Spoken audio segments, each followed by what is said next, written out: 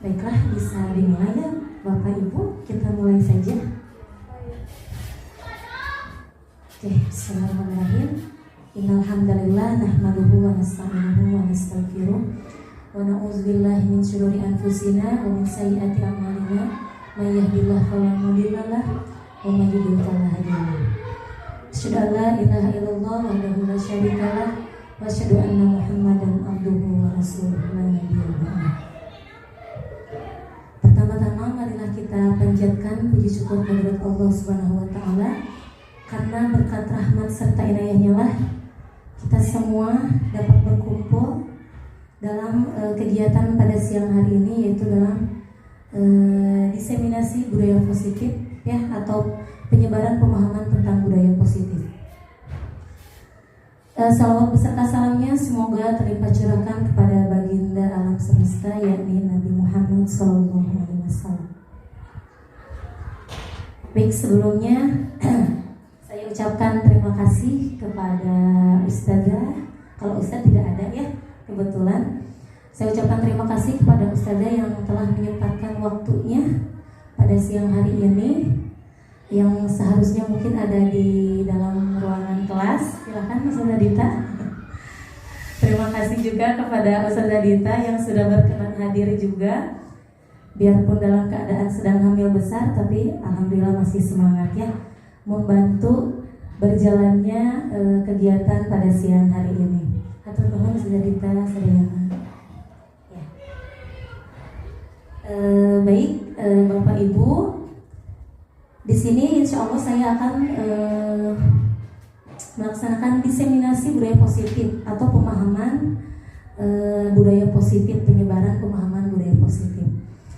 Mungkin di sini sebelum dimulai kepada acara inti, marilah kita buka acara ini dengan pembacaan basmalah bersama-sama. Bismillahirrahmanirrahim.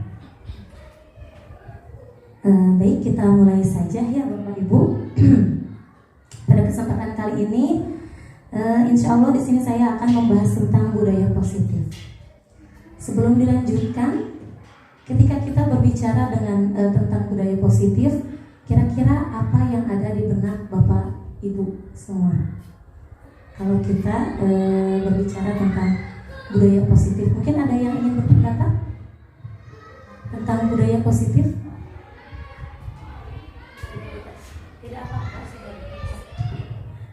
Budaya positif, kegiatan yang dilakukan,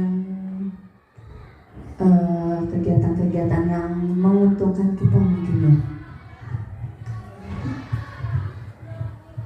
Baik, terima kasih Ustazah Dita, luar biasa sekali ya. Mungkin ada lagi yang lain yang ingin berpendapat? Kira-kira apa gitu yang ada di benak Bapak Ibu ketika kita berbicara tentang budaya positif? Ustazah Delia ingin mencoba menjawab? Contohnya ya, misalnya seperti memberikan pujian, penghargaan, seperti itu enggak? Atau pengakuan ketika anak mencapai sesuatu yang baik. Ya betul ya, terima kasih. Mungkin ada lagi dari yang lain? Oke, baik, di sini saya akan coba jelaskan ya Bapak Ibu. Budaya positif. Budaya positif ini merupakan perwujudan dari nilai-nilai atau keyakinan universal yang diterapkan di sekolah. Ya, tadi sudah ada gambarnya dari Ustazah Dita dan Ustazah Delia juga. Budaya positif ini diyakini mampu menciptakan kolaborasi antar warga sekolah, orang tua murid, dan jika terlaksana dengan baik akan memunculkan serta mengembangkan nilai-nilai yang positif yang dimiliki murid, dan akan menciptakan pribadi-pribadi yang berkualitas dan tentu saja berkarakter profil pelajar Pancasila. Nah, jadi seperti itu ya. Nah, sekarang saya tanya lagi, apakah penerapan budaya positif ini penting diterapkan di sekolah kita, Bapak Ibu? Oke, tentu saja ya Bapak Ibu, sangat penting. Karena apa? Kenapa sangat penting? Karena dengan kita memahami budaya positif ini, kita dapat menumbuhkan motivasi intrinsik pada peserta didik atau motivasi yang ada pada diri peserta didik ya. Nah, tetapi kita juga berkewajiban untuk menyampaikan juga kepada seluruh warga sekolah, terutama peserta didik kita, kemudian dengan warga sekolah yang lain juga. Nah, itu bertujuan supaya anak-anak kita itu menjadi anak yang mandiri dan anak yang bertanggung jawab. Nah, gitu ya Bapak Ibu. Kemudian di sini ada beberapa konsep inti dari budaya positif itu sendiri, yaitu yang pertama ada perubahan paradigma belajar, kemudian disiplin positif. Mohon maaf ya sebelumnya ini ada yang ke atas, ya, soalnya bikinnya di handphone. Jadi ketika dicek di laptop ternyata jadi beda gitu ya. Tapi tidak apa-apa ya Pak Ibu. Oke, yang ketiga ada nilai-nilai dari nilai-nilai kebajikan, kemudian kebutuhan dasar manusia, kemudian motivasi perilaku manusia, posisi kontrol guru, keyakinan kelas, dan yang terakhir ada segitiga restitusi. Nah, itu semua adalah konsep-konsep inti yang ada pada modul budaya positif. Baik, masih semangat ya Bapak Ibu? Kita lanjutkan saja kepada pembahasan yang pertama, yaitu perubahan paradigma belajar. Sebelumnya saya mau tanya lagi nih Kak Bu. Apakah Ibu atau Ustazah pernah mendengar dengan istilah pembelajaran yang berpusat kepada guru? Atau pernah mendengar juga istilah pembelajaran yang berpusat kepada murid? Pernah? Oke. Nah, sekarang pasti tidak asing lagi ya dengan dua istilah itu.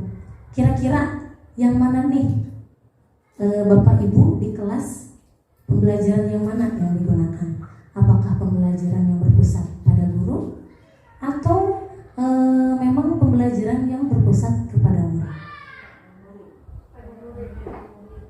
Kepada murid ya, mungkin ada yang ingin menjelaskan kembali.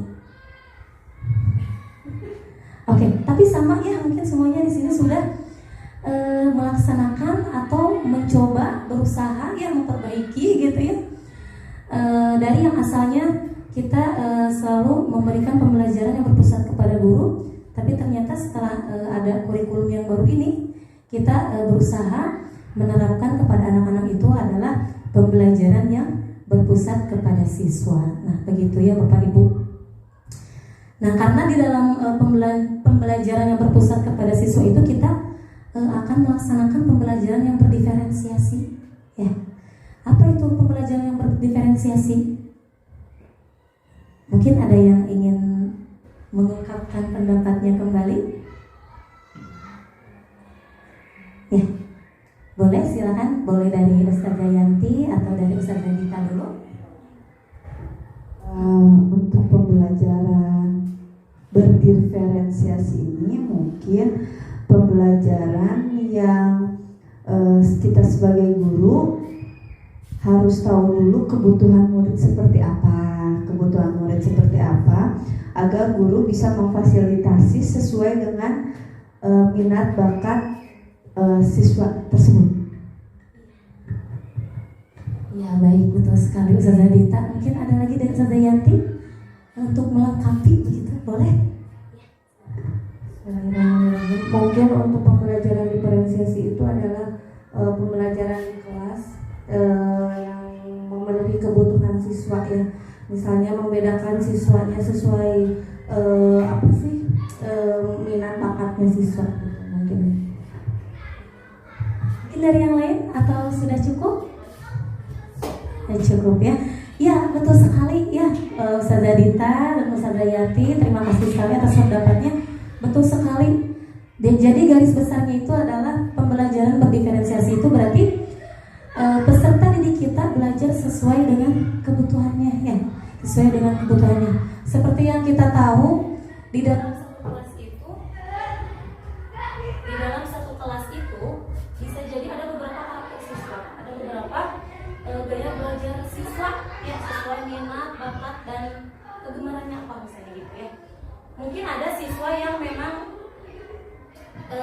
gaya belajarnya itu dari audio ya, audio dengan cara mendengarkan apa yang disampaikan kayak gitu. Atau juga mungkin dari visual ya, kita menampilkan gambar-gambar atau misalnya video pembelajaran itu juga termasuk pembelajaran yang berdiferensiasi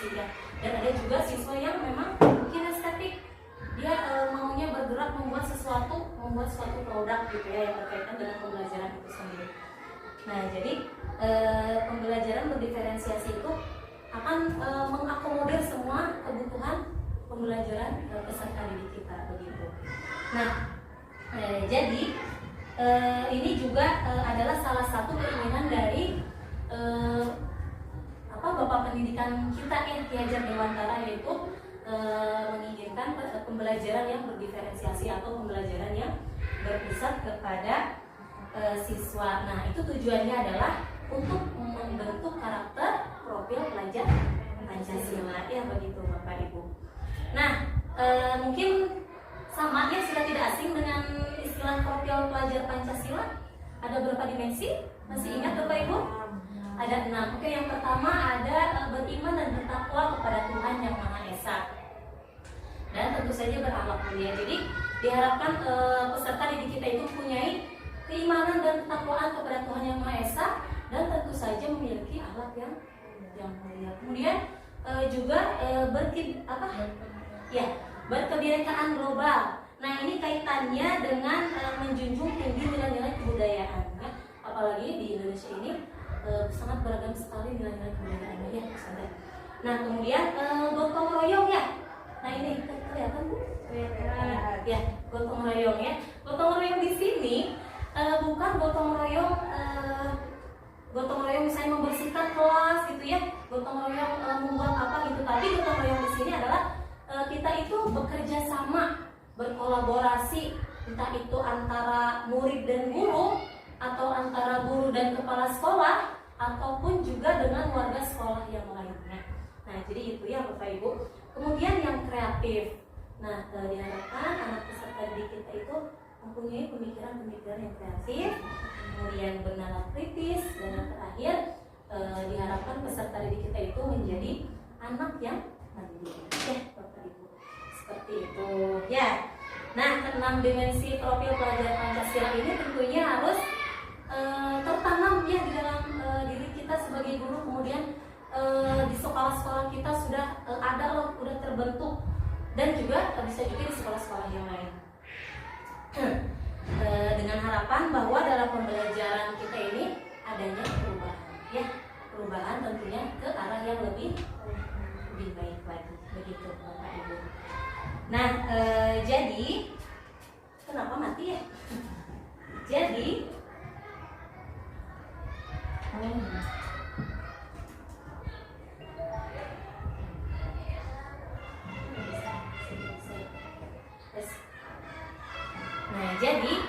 jika di antara ustaz-ustazah ada yang masih memang melaksanakan pembelajaran yang metode lama, yuk kita bareng-bareng kita perbaiki, kita berusaha semaksimal mungkin, ya. Kita benahi apa yang menjadi kekurangan kita, ya. Proses pembelajaran kita itu seperti apa gitu. Mari kita benahi bareng-bareng. Nah, saya juga masih dalam tahap belajar, ya Bapak Ibu. Jadi nanti kita saling berkolaborasi. Nah, untuk selanjutnya kita lanjut ke langsung saja, ya. Kita akan membahas tentang disiplin positif. Nah, sering kita dengar Bapak Ibu, disiplin, kata disiplin itu identik dengan sebuah aturan gitu, ya. Kemudian ada sanksinya gitu, ya, disiplin. Tapi ternyata disiplin ini berasal dari kata disiplina, ini ya Ibu, yang artinya belajar. Disiplin mengacu pada disiplin diri yang memiliki tanggung jawab terhadap apa yang dilakukannya berdasarkan nilai-nilai yang diyakini. Nah, kemudian disiplin positif ini merupakan salah satu cara penerapan disiplin yang bertujuan untuk menumbuhkan kesadaran serta memberdayakan peserta didik, tentunya tanpa imbalan, tanpa hukuman atau penghargaan, ya begitu. Nah, jadi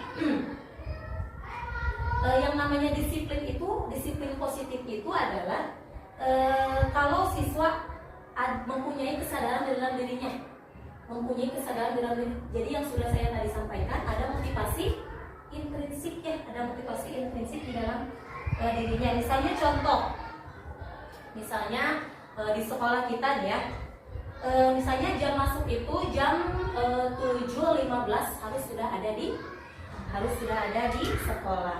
Nah kemudian anak-anak itu menurut ya semuanya, sudah masuk ke kelas dan gerbang juga sudah ditutup. Nah apakah anak-anak ini ya yang sudah menuruti peraturan yang ada di sekolah kita itu berdasarkan motivasi intrinsiknya, atau memang berdasarkan takut saja gitu ya, takut dihukum gitu ya, takut mengurangi nilai misalnya kalau kesiangan, atau memang takut tidak ada penghargaan dari gurunya misalnya gitu. Kira-kira bagaimana? Mungkin ada yang berpendapat lagi? Oke, bisa saja anak yang tadi itu bukan berdasarkan motivasi yang ada pada dirinya. Bisa saja dia melaksanakan peraturan itu berdasarkan karena dia itu takut. Karena dia itu takut hukuman, takut ancaman. Nah, begitu ya. Jadi, kita sebagai pendidik, tujuan kita itu adalah menciptakan peserta didik yang memiliki disiplin diri, ya, disiplin diri sehingga mereka berperilaku mengacu kepada nilai-nilai kebajikan universal dan memiliki motivasi intrinsik dalam perubahan perilaku ke arah yang lebih baik lagi. Nah, begitu ya Bapak Ibu. Nah, apakah masih semangat Bapak Ibu? Semangat ya. Tapi sebelum dilanjutkan, saya mau mendengarkan tepuk semangat dulu deh biar ini ya. Saya tegang sih jujur aja sebenarnya ya. Jadi biar tidak tegang saya sendiri gitu. Jadi kita tepuk semangat dulu, siap ya? Oke, tepuk semangat. Semangat. Semangat. Oke, terima kasih. Lumayan, alhamdulillah ya udah sedikit hangat ini. Mudah-mudahan sudah tidak tegang lagi. Oke. Nah, untuk selanjutnya, kan posisinya luar biasa ya. Seperti itu tidak apa-apa. Masih semangat. Oke, untuk selanjutnya di sini ada yang namanya nilai-nilai kebajikan. Apa itu nilai-nilai kebajikan? Nilai kebajikan di sini adalah nilai yang disepakati bersama, lepas dari suku bangsa, agama maupun latar belakang ya Bapak Ibu. Banyak sekali contoh-contoh nilai kebajikan itu ya, banyak sekali yang kita ketahui. Nah, sekarang kita ambil contohnya dari ini yang tadi profil pelajar Pancasila. Ini juga termasuk nilai-nilai ya, nilai-nilai yang disepakati. Nah, yang pertama itu ada beriman dan bertakwa kepada Tuhan Yang Maha Esa, kemudian berakhlak mulia, bernalar kritis, berkebinekaan global, gotong royong dan mandiri. Nah, kemudian menurut IBO Primary Years Program, bentuk dari nilai-nilai kebajikan itu seperti toleransi, rasa hormat, integritas, mandiri, menghargai, antusias, empati, keingintahuan, kreativitas, kerjasama, percaya diri, dan berkomitmen. Nah, kemudian bentuk dari keterampilan hidup atau life skill. Nah, bentuknya adalah dapat dipercaya, lurus hati, pendengar yang aktif, tidak merendahkan orang lain, dan memberikan yang terbaik dari diri. Nah, itu ya Bapak Ibu. Jadi keenam dimensi salah. Nah, jadi nilai-nilai kebajikan ini diharapkan timbul dari dalam diri peserta didik kita. Nah, langsung saja karena materinya masih banyak ya, langsung saja kita beralih ke pembahasan kebutuhan dasar manusia. Tentu saja kebutuhan kita harus tahu ya, kebutuhan dasar peserta didik kita itu apa, begitu ya Bapak Ibu. Termasuk kebutuhan dasar peserta, termasuk kebutuhan dasar kita sendiri, begitu ya sebagai manusia. Nah, kebutuhan dasar ini adalah segala sesuatu yang kita lakukan untuk mendapatkan apa yang kita inginkan. Seluruh tindakan yang kita lakukan memiliki tujuan tertentu, dan semua usaha yang terbaik yang kita lakukan adalah dalam rangka agar kebutuhan dasar kita terpenuhi dengan baik. Nah, jadi begini nih Bu, misalnya ada di sekolah kita misalnya di kelas saya misalnya ya, ada seorang siswa yang memang setiap harinya itu selalu meminta makanan kepada temannya. Setiap hari itu, hampir setiap hari. Nah, kira-kira berarti kalau ada sikap yang tidak sesuai, berarti ada kebutuhan dasar yang belum terpenuhi. Misalnya di kelas saya ya, di sana ada yang namanya Andi. Nah, Andi ini setiap hari selalu saja meminta makanan kepada temannya. Nah, kira-kira kebutuhan dasarnya apa yang belum terpenuhi? Oke, mari kita lihat sekarang. Nah, di sini Bapak Ibu. Ternyata ada 5 kebutuhan dasar ya. Yang pertama, bertahan hidup. Itu mencakup makanan, pakaian, tempat tinggal, keamanan serta kesehatan. Nah, bisa jadi yang si Andi yang tadi itu kebutuhan dasarnya belum terpenuhi ya. Berarti apa kebutuhan dasarnya belum terpenuhi? Bisa jadi maksudnya ke bertahan hidup ya Bapak Ibu. Baik, yang kedua ada kebutuhan dasar manusia itu rasa kasih sayang dan rasa ingin diterima, ya, dipedulikan, berbagi, kerjasama, menjadi bagian dalam kelompok. Bisa ya, jangan hanya murid saja, misalnya di antara Bapak Ibu guru nih, misalnya Ustazah Deria, ada sikapnya yang memang tidak sesuai dengan seperti biasanya, ya. Ada yang aneh begitu di dalam diri Ustazah Deria, tidak seperti biasanya. Mungkin saja ada kebutuhan dasar yang belum terpenuhi oleh Ustazah Deria. Apakah mungkin butuh kasih sayang? Kan bisa jadi ya, bisa jadi. Nah, begitu contoh sederhananya mungkin itu ya Bapak Ibu. Jangan dianggap serius ya, saya cuma bercanda aja Bapak Ibu ya semuanya. Kemudian ada memang kebutuhan dasar manusia itu penguasaan. Bentuknya itu adalah harga diri, keinginan untuk dianggap, kemudian memimpin, berprestasi, diakui dan didengar, ya begitu. Nah, kemudian kebebasan. Kebutuhan dasar manusia ini, kebebasan ini bentuknya adalah mandiri, memiliki pilihan, mencoba hal baru, mampu mengendalikan arah dirinya. Nah, yang terakhir yaitu kebutuhan dasar manusia itu adalah kesenangan, bermain, humor, antusiasme, tertawa. Nah, tentu saja dari 5 kebutuhan manusia ini harus terpenuhi semuanya ya, agar stabil. Nah, jika ada yang memang sikap peserta didik kita yang memang tidak sesuai dengan keinginan kita, tidak sesuai dengan aturannya, berarti ada salah satu kebutuhan dasarnya yang belum terpenuhi ya Bapak Ibu begitu. Nah, kemudian biar ini ya biar tidak jenuh, kita ice breaking dulu ya Bapak Ibu. Boleh ice breaking berpasang-pasangan, ada berapa orang? 5 orang. Kurang 1. Boleh tidak apa-apa, dengan saya aja ya, yang 1 orang. Jadi nanti eksekutifnya adalah berpasang-pasangan ya. Coba berhadap-hadapan. Ustazah Hana boleh pindah dulu ke sini. Coba 1 dulu ya, 1 dulu untuk berdua, 1 dulu untuk berdua. Kita mau games dulu.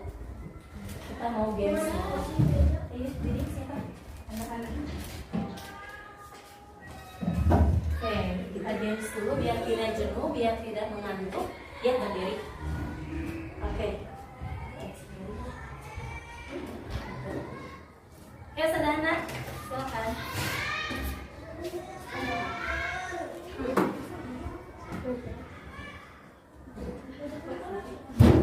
Mau sederhana dengan saya ya? Itu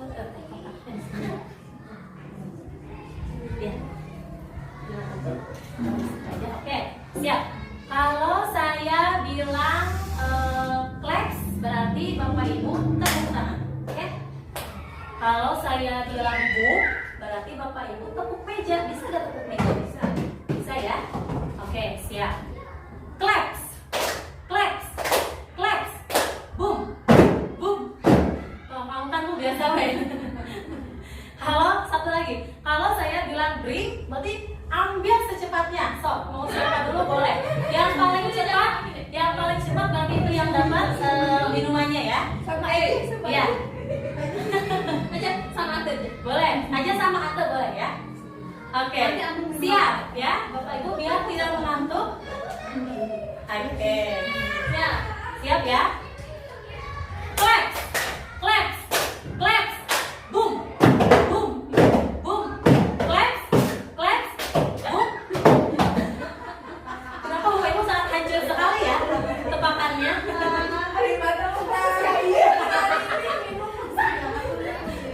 Oke, tidak apa-apa, terlalu semangat ya karena ada minuman di depan kalian semua. Oke, tidak apa-apa. Kita ulangi lagi sekali lagi ya, beneran ini mah, beneran. Claps, claps, claps, boom, boom, boom, claps, claps, drink. Siapa yang dapat? Oke, terima kasih Bapak Ibu semuanya. Biar tidak mengantuk ya. Boleh tidak usah sedih yang tidak dapat karena masih ada satu lagi.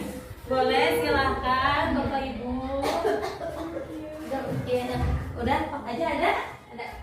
Oke, siap. Kalau begitu, bagaimana? Menyenangkan? Seru, alhamdulillah ya. Sedikit menghibur. Oke, saya buka apa sih sebentar.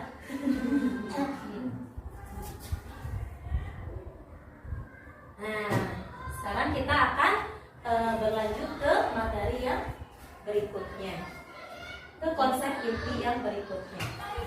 Sebentar.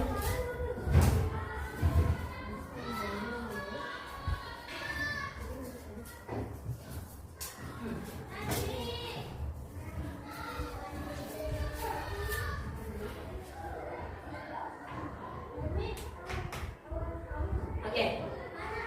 Silakan sambil diminum ya biar siap. Ini selesai.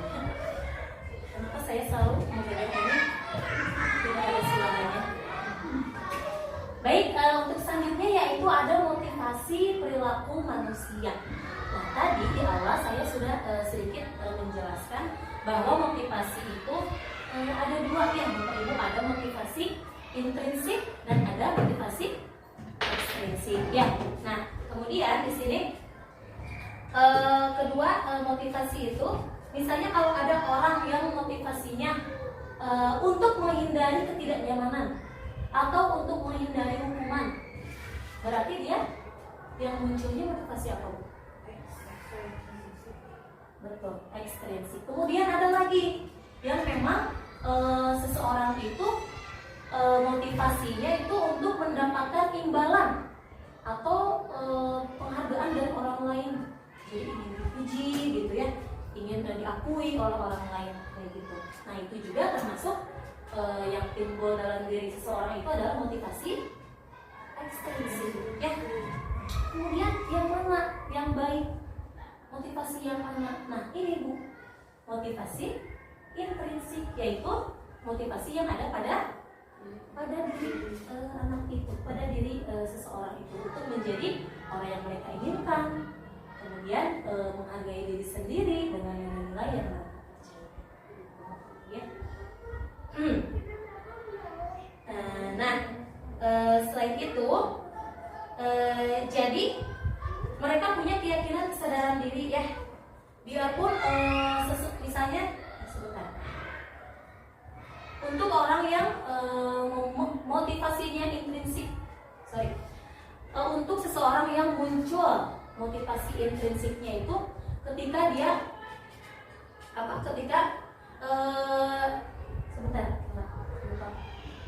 ketika tidak diawasi oleh guru pun dia akan berperilaku sama gitu, tidak akan ada perubahan perilaku karena motivasi yang timbul dari diri dia adalah motivasi intrinsiknya ya Bapak Ibu. Nah, berhubungan dengan motivasi perilaku manusia, di sini ada juga yang namanya hukuman, konsekuensi, dan restitusi. Mungkin Bapak Ibu sudah pernah mendengar ya, tidak asing lagi kalau kita mendengar tentang hukuman dan konsekuensi ya, tidak asing lagi kayak gitu ya. Tapi kalau misalnya restitusi, mungkin ada yang sudah tahu atau ada hal baru gitu yang ibu ingin ungkapkan tentang restitusi, mungkin ada yang sudah tahu ya. Bapak ibu, jujur saja ya, saya juga baru tahu restitusi ini setelah mengikuti pendidikan guru penggerak. Sebelumnya saya belum tahu, yang saya tahu hanya hukuman dan konsekuensi ya. Nah kemudian nanti dijelaskan ya Pak ya Bu ya, apa yang membedakan antara hukuman, konsekuensi dan restitusi. Biasanya hukuman ini tidak terencana, tiba-tiba ya Bu. Misalnya ada siswa yang kesiangan, kemudian guru piketnya menyuruh siswa yang kesiangan itu untuk push up sebanyak 20 kali ya. Nah itu termasuk apa Bu? Hukuman, konsekuensi atau restitusi? Hukuman ya, sudah jelas, karena bersifat tidak terencana, tiba-tiba, bersifat satu arah, dan murid tidak tahu apa yang akan terjadi, apa yang akan terjadi kalau dia melanggar peraturan itu ya, karena tidak dilibatkan. Nah, dan juga biasanya hukuman itu berupa hukuman fisik atau psikis seperti tadi push up, bisa juga berlari keliling lapangan, kemudian bisa juga membersihkan WC, menyapu. Nah itu contoh hukuman berupa fisik. Kemudian ada lagi yang hukuman berupa psikis. Bisa jadi omongan guru itu bisa jadi menyakiti hati siswa tersebut yang melanggar peraturan. Nah harus hati-hati ya Bapak Ibu, karena mulutmu hari ngomong ya. Jadi harus hati-hati kita berbicara kepada seorang murid. Karena apa? Karena dampaknya sangat luar biasa ya, dan akan membekas sampai mereka dewasa pun akan membekas ya. Jadi kita harus hati-hati sebagai guru gitu ya. Kemudian konsekuensi ini terencana, disepakati sesuai aturan. Nah ini biasanya ada tata tertibnya yang secara tertulis ya Bapak Ibu. Dan kemudian murid tetap dibuat tidak nyaman. Kemudian sikap guru selalu memonitor murid. Nah kemudian yang terakhir ini adalah restitusi. Nah restitusi ini adalah proses menciptakan kondisi bagi murid untuk memperbaiki kesalahan, dan proses kolaboratif yang mengajarkan untuk mencari solusi sendiri ya Bapak Ibu. Jadi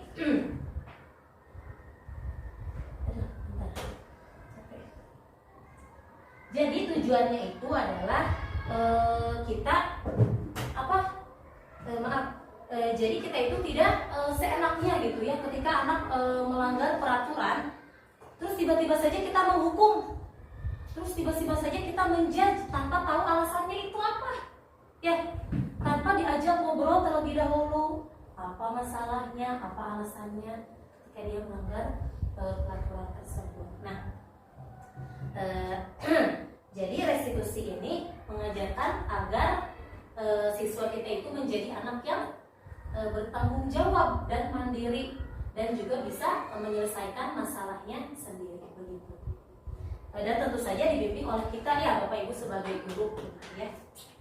Nah selanjutnya kita beralih ke 5 posisi kontrol guru ya. Ada 5 ya Bapak Ibu. Yang pertama, guru itu bisa sebagai seorang penghukum seperti tadi ya. Tadi menghukum tiba-tiba disuruh push up selama 20 kali. Nah itu berarti posisi dia sebagai seorang penghukum. Kemudian membuat merasa bersalah. Kemudian nanti ada ciri-cirinya ya Bu ya. Kemudian sebagai teman atau pemantau, atau juga sebagai manajer ya. Kira-kira Bapak Ibu memposisikan diri sebagai apa? Manajer ya, betul ya, betul sekali. Nah, di sini kita jelaskan dulu ya Bapak Ibu. Nah, contoh penerapan 5 posisi kontrol. Nih, yang pertama penghukum. Biasanya penghukum itu identik dengan fisik, ya. Hormat kepada bendera selama 1 jam, misalnya begitu. Nah, itu dia posisinya sebagai penghukum. Kemudian pembuat merasa bersalah, biasanya kalimatnya itu seperti ini. Berapa kali ibu harus memberitahu kamu? Kamu selalu saja mengecewakan ibu. Nah, itu adalah kalimat-kalimat yang membuat merasa bersalah seorang anak. Dan itu sangat tidak disarankan ya Bapak Ibu, karena takut psikisnya terganggu. Begitu ya. Nah, kemudian yang ketiga, teman. Posisi teman ini biasanya dengan kalimat, ayo dong ikuti aturan sekolah, tolong bantu ibu sekali ini saja, ya. Terus ya sudah, tidak apa-apa, lain kali jangan sampai berbuat seperti ini lagi ya. Jadi seakan-akan saya sering memposisikan diri saya juga sebagai teman, ya. Jadi terkadang ya sudah, tidak apa-apa, sudah aja gitu ya, tanpa ada penyelesaian apapun begitu. Nah, kemudian ada posisi sebagai pemantau. Nah, biasanya kalimatnya itu adalah, kamu sudah melanggar peraturan sekolah, kamu tahu konsekuensinya. Nah, biasanya pemantau seperti itu. Kemudian setelah upacara, kamu beri atributnya ya ke koperasi, jangan diulang lagi. Nah, ini kalau kasusnya yang tidak memakai atribut dengan lengkap begitu ya. Kemudian yang terakhir ini adalah posisi manajer. Nah, apakah kamu tahu kesalahanmu? Kemudian kira-kira bagaimana kamu memperbaiki kesalahanmu? Enak tidak Bu kedengarannya? Enak ya, merenah gitu karena tek-tek gitu, tanpa menjudge, tanpa menghakimi begitu ya, tanpa membuat merasa bersalah kepada peserta didik kita. Nah, jadi di pendidikan guru penggerak juga ternyata posisi yang paling baik itu, yang dirasa paling baik itu ternyata posisi manajer. Karena dengan posisi manajer ini anak-anak jadi merasa diakui, anak-anak juga merasa dilibatkan ya, diajak berdiskusi bagaimana mencari solusi yang ada pada permasalahan mereka begitu. Bapak Ibu. Ya. Nah, sekarang coba ini posisi kontrol apa Bu? Ibu kecewa sekali dengan kamu nak. Ya betul, Sadarita. Jadi kalimat ini tadi apa? Membuat merasa bersalah. Ya betul sekali. 100 untuk Sadarita. Ya. Untuk selanjutnya yaitu ada ini nih. Apa rencanamu untuk menyelesaikan masalah ini? Kira-kira ini posisi apa? Ya, betul, Ustaz Darita dan Ustaz Hana, betul. Posisi manajer ya. Kemudian ada nih satu lagi, ayolah lakukan demi ibu ya. Kira-kira posisi apa? Teman. Ya, betul Ustaz Darita, Ustaz Hana. Ya, ini posisi teman ya. Nah, tentu saja kita harus memilih yang dirasa menurut kita cocok, itu yang kita terapkan kepada anak didik kita. Apakah itu posisi penghukum, atau posisi pemantau, atau posisi membuat merasa bersalah. Tadi saya sendiri ingin mencoba memposisikan diri saya itu sebagai manajer ya. Mudah-mudahan kita bisa ya memposisikan diri sebagai manajer. Jadi tidak hanya teman saja, memposisikan diri sebagai teman. Jadi masing-masing posisi ini ada dampaknya ya Bapak Ibu. Kalau misalnya penghukum, biasanya dampaknya rektor akan benci ya pada guru itu. Kemudian kalau misalnya sebagai teman, biasanya jadi anak itu merasa dilindungi. Anak itu merasa nanti juga ada dilindungi sama ibu. Nanti juga ada ibu juga seperti ini, aku juga akan melakukan kayak gitu lagi. Nah, jadi belum tepat ya ibu. Jadi yang paling tepat itu adalah posisi manajer ya. Oke. Baik, untuk selanjutnya yaitu keyakinan kelas ya Bapak Ibu. Di sini ada pertanyaan, mengapa keyakinan kelas bukan peraturan kelas? Mungkin ada yang mau berpendapat? Yuk, di ini pendapatnya boleh ya. Mungkin supaya tercipta kolaborasi gitu ya. Jadi enggak satu arah. Iya, betul sekali. Mungkin dari saudara Yanti mau melengkapi? Cukup ya, siap. Dari yang lain mungkin? Ya tadi betul sekali ya kata saudara Delia. Untuk apa tadi saudara Delia? Berkolaborasi ya. Berkolaborasi ya, betul sekali. Karena selama ini saya juga membuat peraturan kelas ya. Jadi sebelum tahu ada keyakinan kelas, saya juga melaksanakan peraturan kelas, dan itu dibuat oleh saya sendiri. Tentu saja belum melibatkan peserta didik. Ternyata setelah saya mengikuti pendidikan guru penggerak ini, ya jadi yang paling tepat itu adalah membuat keyakinan kelas dan bukan peraturan ya.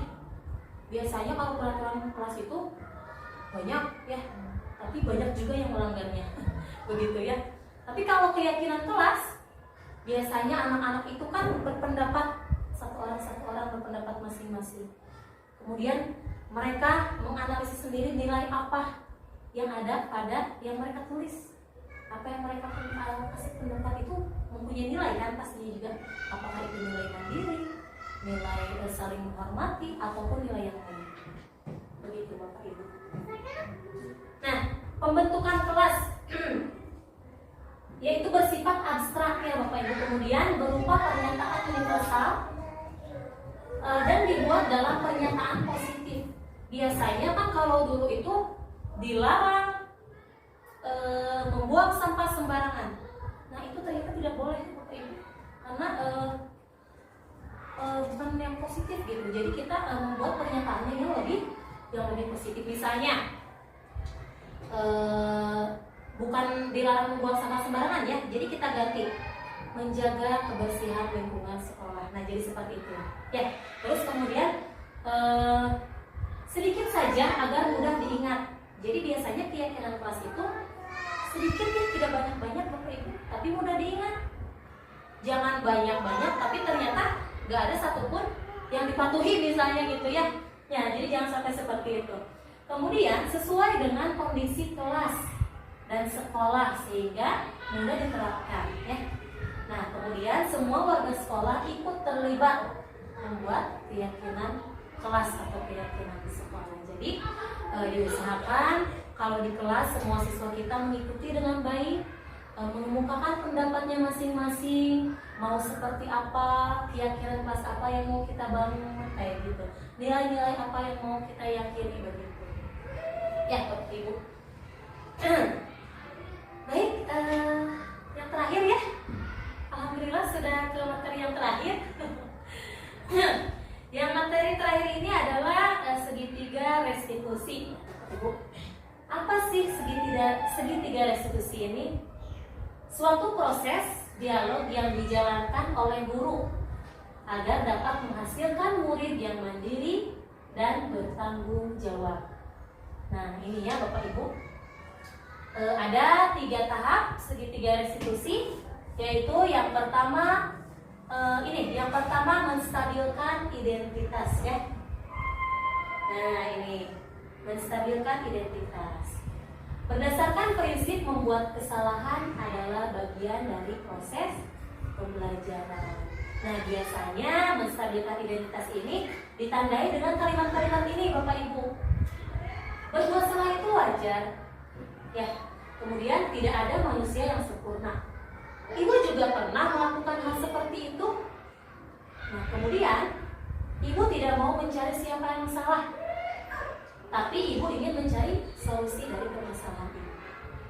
Kemudian kamu berhak merasa begitu. Nah biasanya menstabilkan identitas itu ditandai dengan kalimat-kalimat ini ya Bapak Ibu. Kemudian tahap yang kedua segitiga restitusi itu adalah memvalidasi tindakan yang salah ya. Berdasarkan prinsip setiap perilaku berupaya memenuhi suatu kebutuhan tertentu ya, seperti tadi hal yang wajar. Nah biasanya ditandai dengan kalimat-kalimat ini Bapak Ibu.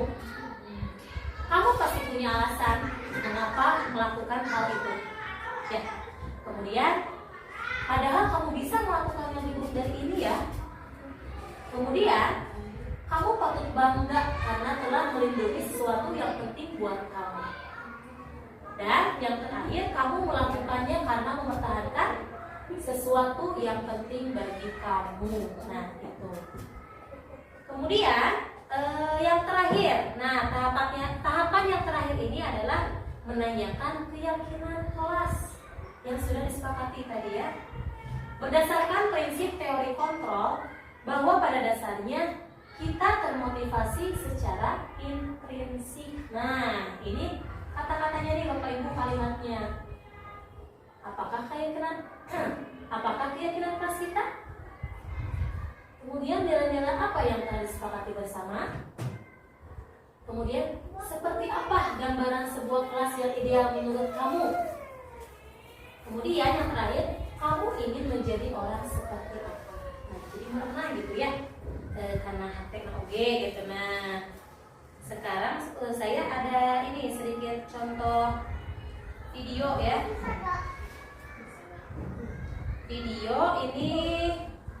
Video saya saat itu sedang melakukan praktek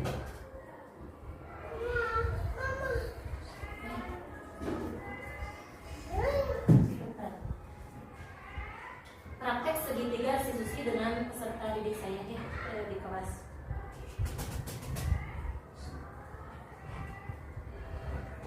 Kedengaran ya suaranya? Ini mati.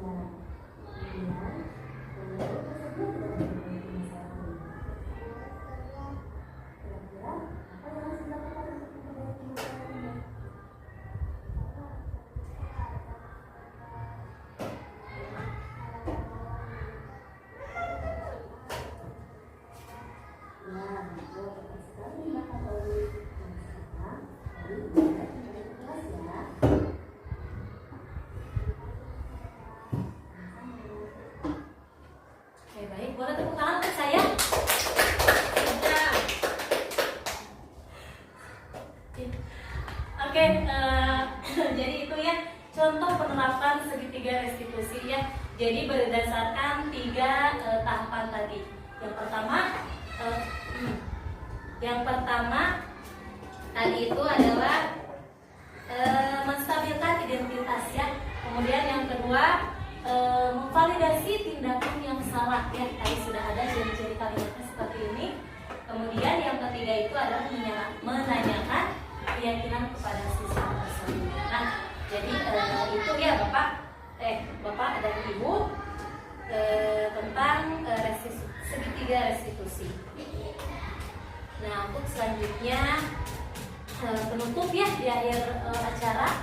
Dalam penerapan program disiplin positif ini, hendaknya guru memiliki standar kepribadian, profesional, dan sosial yang baik, di mana guru mampu merefleksi dirinya dalam posisi kontrol saat ini. bagaimana perjalanan dirinya sebagai among atau manajer yang tadi itu ya. Nah, yang menuntun murid-muridnya menjadi insan yang mandiri, merdeka dan bertanggung jawab, standar pendidikan nasional. Nah, Bapak Ibu, mungkin hanya itu yang dapat saya sampaikan pada kesempatan siang hari ini. Mohon maaf jika banyak sekali kekurangan dalam penyampaiannya ya, karena saya masih dalam tahap belajar yang kita sama-sama belajar. Nah, jadi itu yang dapat saya sampaikan. Wabillahi taufiq wal hidayah. Wassalamualaikum warahmatullahi wabarakatuh.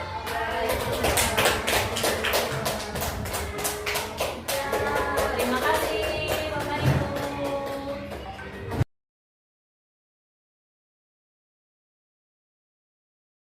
Pembentukan keyakinan kelas.